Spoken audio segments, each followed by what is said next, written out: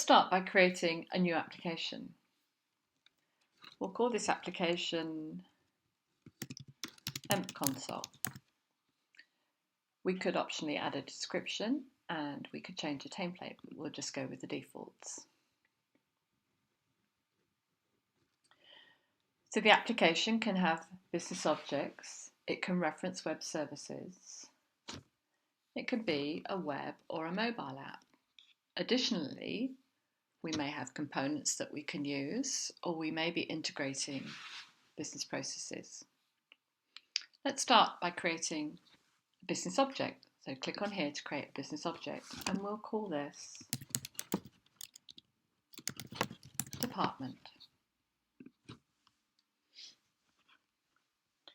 Once you create the object, you can add fields. So let's add a field called name and a field called target. This will be a number field. So this will be the target of employees that we wish to have. That's enough for now. Now we can go to the data tab and we can actually add data from here. So let's create a sales department with a target of 10 employees. Marketing with a target of 5.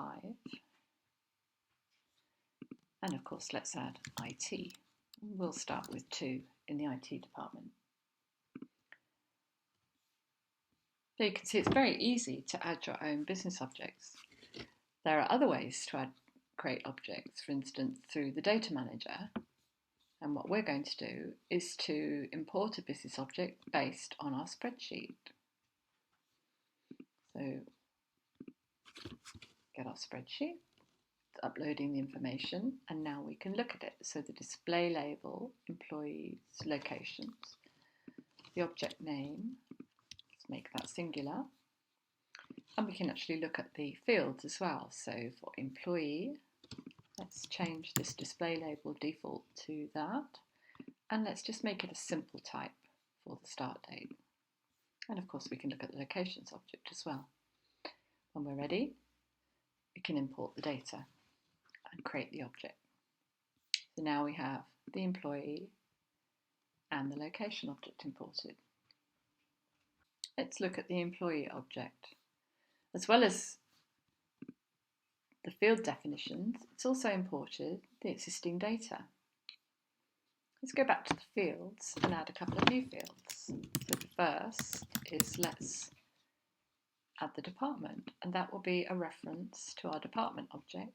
And we want the name to be the display field. Let's have another one to show the location of the employee. Again, this will be a reference to our location object.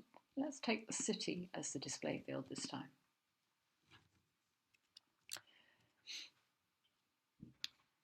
Finally, let's add one called approved, and this will be a Boolean. And this will enable us to have an approval step for any new hires. So every field has a set of properties. And for the Boolean, for instance, let's change the default of approval to false.